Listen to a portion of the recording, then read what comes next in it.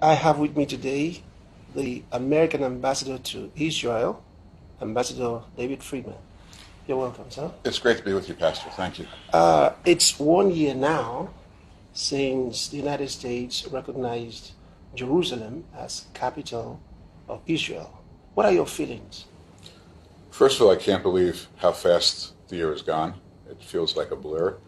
I'm so happy that we've managed to open to really get into our mission here in Jerusalem. I think it's been a very successful year, and I thank God that we were able to have that first year in peace, tranquility, success, outreach to people of all faiths, and to really, I think, present the president's mission towards Israel, towards the Jewish world, the Christian world, the Muslim world in the best possible light. So far, any backlash? No.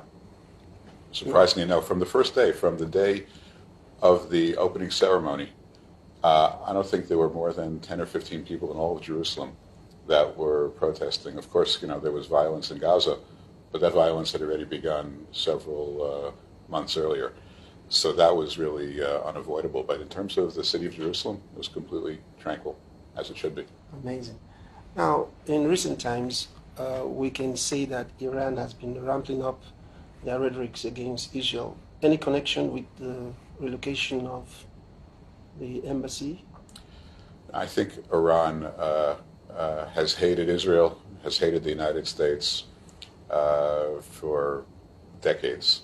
And we haven't seen any increased rhetoric relating to the opening of the embassy.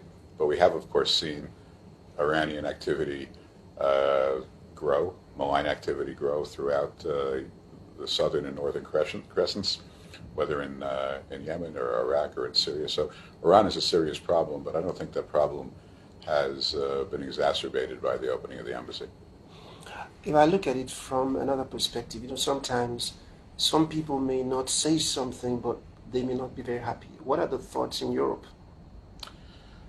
Well, Europe is no longer monolithic. There's the E3. I think France and Germany have been fairly vocal in their opposition to recognizing Jerusalem as the capital of Israel. Maybe to a lesser extent in the UK. As you head east, we see many countries that I think are really beginning to seriously consider moving their embassies. So they're not all of one view. We'd like to see more activity over the next year or two. How many have moved their embassies currently, or at least recognized the Jerusalem as capital? So the one that's recognized Jerusalem and moved has only been Guatemala at this point. The Czech Republic has opened up a diplomatic facility here, as have a number of other countries. No one has yet moved an embassy. It's been actively discussed, as you may know, in Brazil, in Romania, and a number of other countries. So it's moving, not at the fast pace we would like, but it's moving at I think, in that direction. Are you making any efforts to convince them, or are you just waiting for them to decide? We've, I think, indicated to everyone that's willing to listen that we think their diplomatic missions should be in Jerusalem. We think that's the correct approach diplomatically. It's the correct approach historically, and it doesn't in any way denigrate from the desire to see peace in the region or to see the Palestinians live in dignity with autonomy. So that's been our view. We've made that point over and over again, and privately many countries have agreed. I think there's in each country a process that maybe takes a couple of years, but I'm still optimistic that we'll see more movement. Amazing. What are your thoughts? You've been here for a while now, and since the declaration of Jerusalem as capital, you've also been here and watched how things have evolved.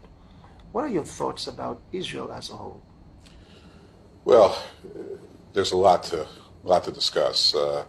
Maybe in the simplest terms, Israel is a miraculous country.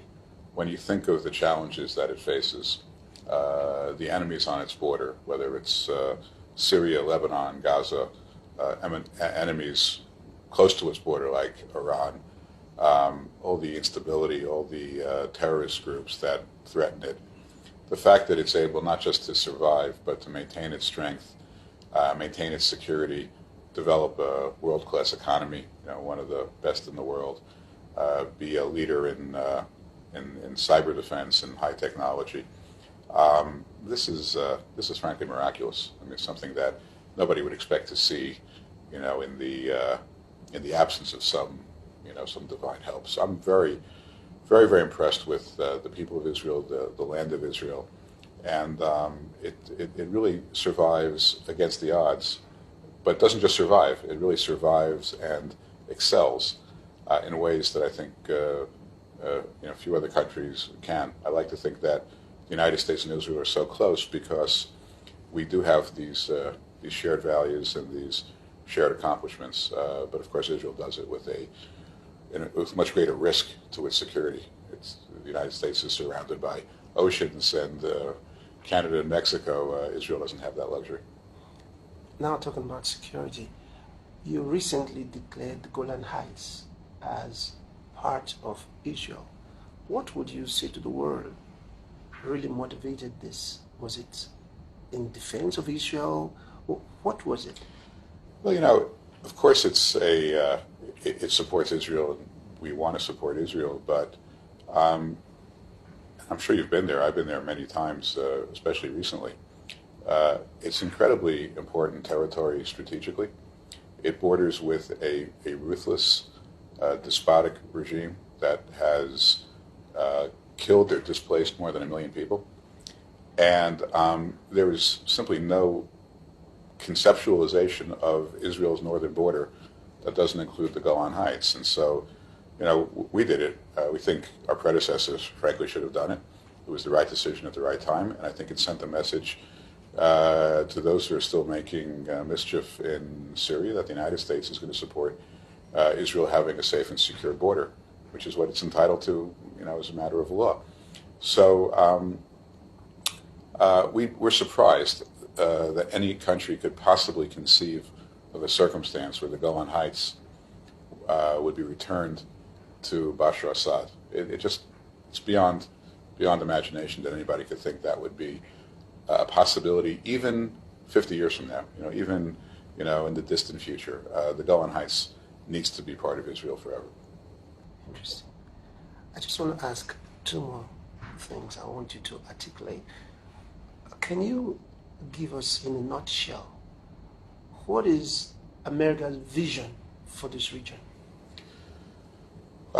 We'd like to see much of the region join the 21st century, develop better practices with regard to human rights, more open, transparent economy, non-aggression from one country to the next. We think Israel is the linchpin of that vision because Israel is the only democracy in the region. It has by far the best human rights record in the region. So it is the model that we would like to see others aspire to. And look, without mentioning other countries, we're seeing progress. Not enough, enough of a pace. But our vision of the region are democratic nations living in peace. A year ago, I was present at the celebration where you made this announcement. And so now you've enjoyed it.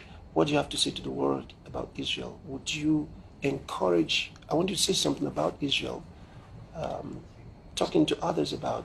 Sure. Yeah. The most important message is we can talk about Israel for hours. There's nothing like being here. Israel is now seeing about 4 million tourists a year. That's more than double than what they were seeing a couple of years ago.